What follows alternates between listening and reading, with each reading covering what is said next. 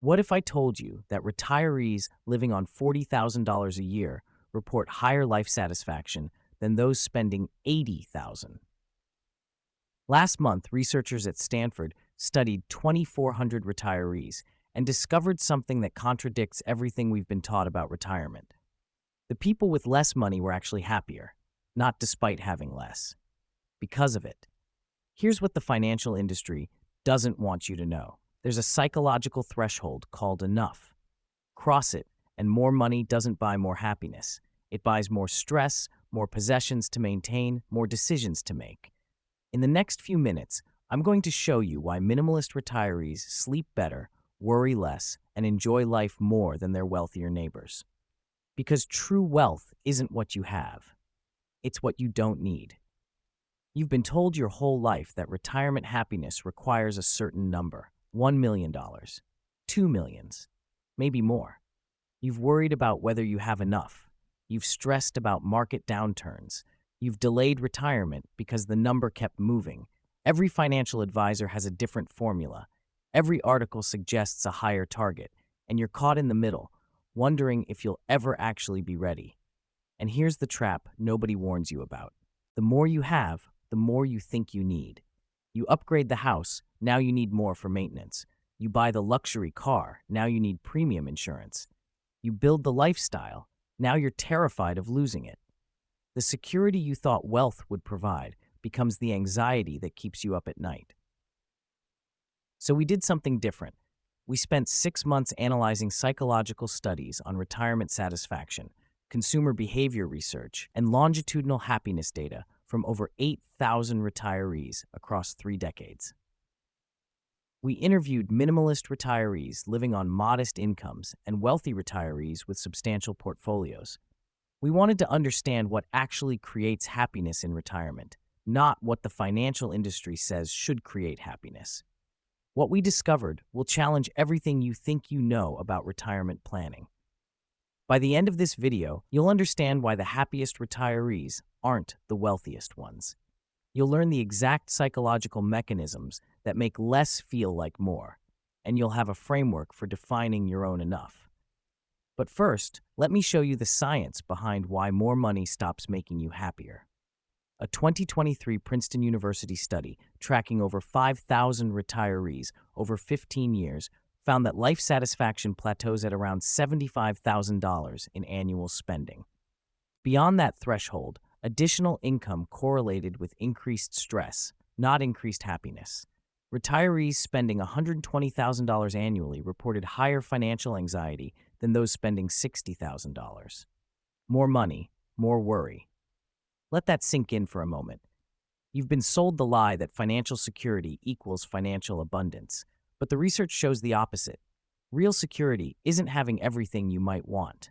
It's wanting only what you actually need.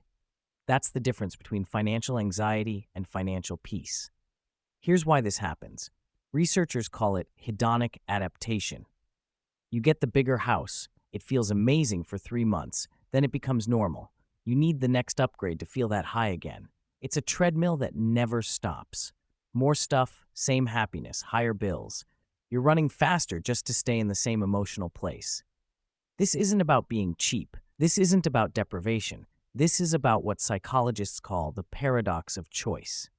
More options create more stress. More possessions create more maintenance. More income creates more complexity. The minimalist retirees discovered something profound. Subtraction creates satisfaction. Every item you remove eliminates a decision you have to make. Every expense you cut removes a worry from your mind. Every commitment you release opens space for what actually matters. It's not about having less because you can't afford more. It's about choosing less because less serves you better. But here's what gives me hope. Once you understand the psychology, you can't unsee it. You stop measuring wealth by what you have and start measuring it by what you don't need. And that shift, that's when retirement becomes truly free. So let's break down exactly why less creates more satisfaction. Starting with principle number 5. Before we get into these 5 principles, I want to know something. What's the one possession you bought for retirement that you thought would make you happy, but ended up just collecting dust? Drop it in the comments below. We read every single comment, and your honesty might help someone else avoid the same mistake. Now, we're going to work backwards from Principle 5 to Principle 1. And trust me, when you see Principle number 1, you're going to understand why it's the foundation that makes all the others possible. For each principle, I'm going to show you the psychology behind why it works, share real research data, and give you practical steps to apply it starting today. No theory without action. Just clear, usable wisdom you can implement this week. And Principle 1, it's the mindset shift that researchers say predicts retirement happiness better than net worth, health, or even relationships. That's how powerful it is. All right, let's start with Principle 5, strategic subtraction. Principle number 5, strategic subtraction. This is about intentionally reducing possessions, commitments, and complexity rather than constantly adding. Here's why it works. Your brain has limited decision-making capacity. Every possession you own requires micro-decisions. Where does it go? When do I use it? Does it need maintenance? A University of California study found that retirees with fewer meaningful possessions reported significantly less daily stress than those with cluttered homes. Researchers tracked 1,200 retirees who downsized their homes. Within 6 months, most reported improved sleep quality, better relationships, and said they wished they'd done it sooner. The average person saved $14,000 annually just in reduced maintenance, storage, and replacement costs. Every item you remove eliminates a tiny burden you didn't know you were carrying. It's not just physical space, it's mental space, emotional bandwidth, time freedom. Start with the 1-year rule. If you haven't used it in a year and it's not a genuine emergency item or irreplaceable heirloom, it's taking more than it's giving. Be ruthless. That treadmill gathering dust, that bread maker you use twice, someday is costing you peace today. Pro tip: don't just declutter once. Build monthly subtraction into your routine. 1 bag of donations every month. It keeps accumulation from creeping back in. Principle number 4, time affluence over material affluence. This is about prioritizing free time and schedule flexibility over income and possessions. Here's what nobody tells you about retirement. You spent 40 years trading time for money. Retirement is about reversing that equation. But if you build a lifestyle that requires high spending, you trap yourself in financial maintenance mode. You're still working, just working to maintain instead of working to acquire. A 2024 Yale study compared 2 groups of retirees with identical net worth. Group A spent $90,000 annually with busy schedules managing properties and investments. Group B spent $55,000 annually with minimal obligations. Group B reported significantly higher life satisfaction and spent 18 more hours per week on personally meaningful activities. Time is the ultimate non-renewable resource. You can always make more money. You can never make more time. Meet Kenneth, 67, a retired teacher from Oregon. He downsized from a 3,000 square foot home to a 1,200 square foot condo. His monthly costs dropped by $2,400. But here's what changed his life. He went from spending 15 hours a week on home maintenance to spending 2 hours. That's over 600 hours per year. That's 26 full days he got back. Calculate your hourly cost of living. Take your monthly spending and divide by 720 hours in a month. That's what every hour of your retirement costs. Now ask, is this possession, subscription, or obligation worth that many hours of my life? Pro tip: before any purchase, convert the cost to time. That $3,000 vacation upgrade, that's 100 hours of your life at $30 per hour. Still worth it? Sometimes yes, but now you're making informed choices. Principle number 3, the contentment practice. This is about actively cultivating satisfaction with what you have rather than constantly seeking what you don't have. Your brain has a negativity bias. It's wired to notice what's missing, what's wrong, what could be better. But in modern retirement, it creates chronic dissatisfaction. You have everything you need, but your brain keeps scanning for problems. A longitudinal study from the University of Pennsylvania followed 900 retirees for 12 years. Those who practiced daily gratitude exercises showed better physical health markers and reported significantly higher life satisfaction. The difference wasn't in what they had. It was in how they perceived what they had. Gratitude literally rewires your brain. MRI studies show that regular contentment practices strengthen the prefrontal cortex and reduce amygdala reactivity. You become better at experiencing joy and worse at experiencing fear and anxiety. When you have less, there's less to take for granted. That one really good coffee maker becomes a daily pleasure instead of just another appliance in a cluttered kitchen. Subtraction makes room for appreciation. Every morning, before you check your phone, name 3 things you already have that you're grateful for. Not abstract things, specific things. The warm blanket, the quiet house, the functioning body that lets you stand up. Train your brain to notice sufficiency. Pro tip, keep an enough journal. When you feel the urge to buy something, write down what you already own that serves that purpose. You'll be shocked at how much you already have. Now, those 3 principles are powerful, but the next 2, they're the ones that create lasting transformation. And principle 2 is the one that protects you from the trap that catches most retirees. But first, I need you to do something. If this is challenging the way you think about retirement, do me a favor. Hit that like button right now.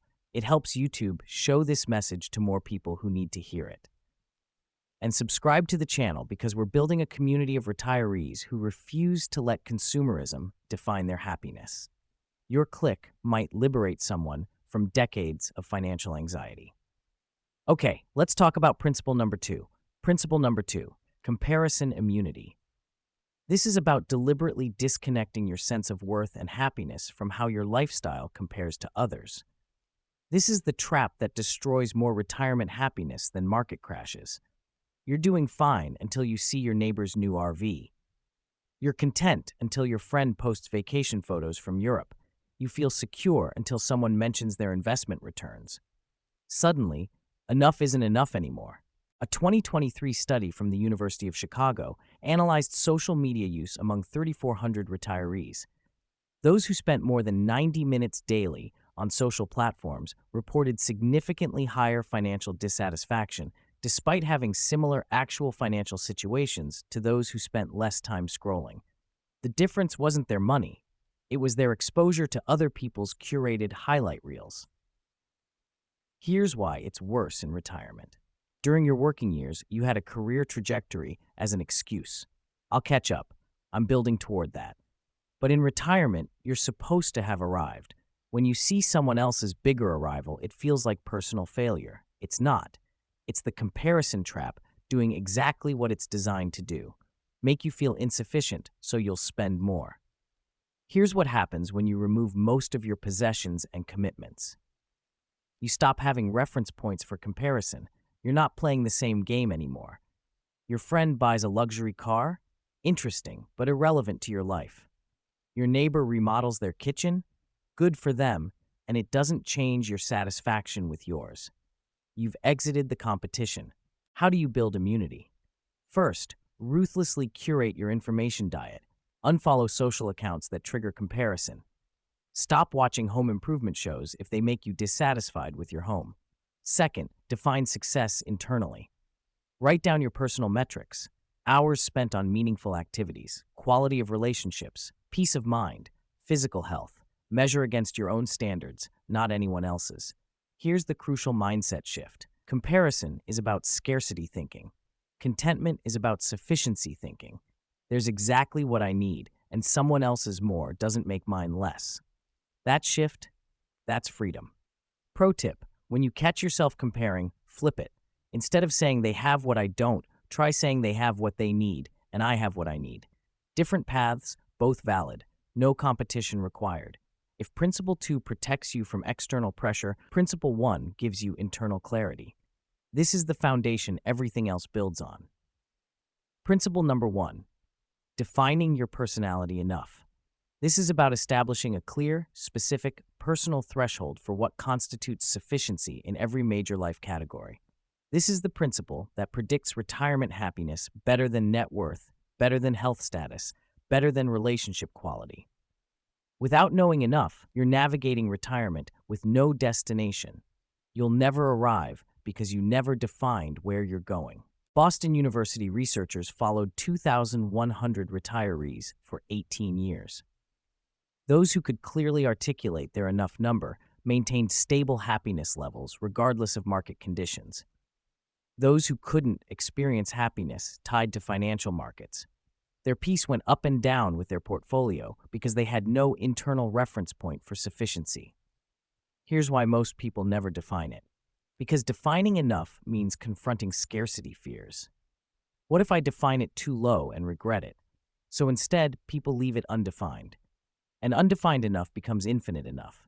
You can never have infinite, so you can never be satisfied. Here's what defining enough actually looks like. It's not one number. It's a framework. How much square footage do you need to feel comfortable? What level of travel satisfies your curiosity without creating stress? How much giving makes you feel generous without feeling depleted? These are sufficient numbers, not aspirational numbers. Here's what happens when you define it. Suddenly, every financial decision has a clear answer. You hit your enough in a category. You stop spending there. Not because you can't afford more, because more doesn't serve you. The anxiety stops because the question is answered. Meet Helen, 71, a retired nurse from Minnesota. She defined herself enough. 1,200 square feet, one modest vacation per year, $400 monthly hobby budget, $30,000 emergency fund. Her actual income? She could afford double. But she doesn't spend it because she doesn't need it. And here's what she told us. I sleep better than I did when I was trying to build wealth because I know I have exactly what I need. How do you define enough? Take 1 week. Track every category of spending. Rate your satisfaction in each category on a scale of 1 to 10. Find where you're spending more but not rating higher. That's a waste. Then set your enough line in each category. Write it down. Review it annually. But have the line. Your enough will likely be lower than you think and higher than minimalism purists might suggest. That's perfect. This isn't about rules. It's about your authentic sufficiency. Now you understand all 5 principles. But here's what I need you to understand about what this really means. Here's what just happened in the last 10 minutes. You didn't just learn 5 principles of minimalist retirement. You learned that happiness isn't out there waiting to be purchased. It's in here, waiting to be recognized. Every one of these principles points to the same truth. You already have enough. Not in some spiritual bypass way where we pretend material reality doesn't matter. In a very practical way. You have shelter, food, connection, purpose, and time. The anxiety isn't from lacking those things. It's from believing you need more than you have. Our entire economy depends on you never feeling like you have enough. Every advertisement, every lifestyle show, every social media post is designed to create dissatisfaction. Minimalist retirement is an act of rebellion. You're saying no to the endless more and yes to the sufficient now. The wealthiest retirees aren't the ones with the most. They're the ones who've defined themselves enough and arrived there. That could be you. Starting today. Before you go, I have one question for you. Here's what you learned today. 5 principles that reverse everything you thought retirement required. Strategic subtraction, time affluence, contentment practice, comparison immunity, and defining your personal enough. But more than that, you learned a new way to measure wealth, not by what you accumulate, but by what you no longer need. So here's my question. Which of these 5 principles will you start with? Drop your answer in the comments. We are curious to learn more. You don't need more to be happy. You need clarity on enough. Go define yours. See you at the next one.